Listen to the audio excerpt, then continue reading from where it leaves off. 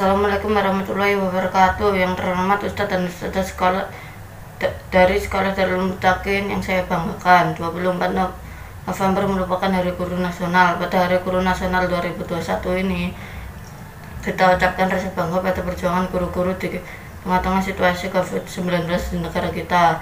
Kondisi COVID-19 ini tidak mematahkan semangat para guru untuk bisa terus mengabdi pada negara, membantu dan mengantar para murid-muridnya ke gerbang pintu masa depan dengan ilmu pendidikan yang bermanfaat sesuai dengan tantangan dan kesempatan yang dihadapi para guru. Maka Hari Guru Nasional di tahun ini mengusung tema bergerak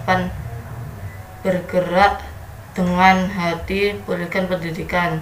Sejalan dengan tema tersebut, dengan sosok guru yang hebat, kita dapat memperoleh ilmu dengan baik di tengah situasi pandemi COVID-19. Tanpa sosoknya kita tidak dapat memperoleh ilmu dengan baik.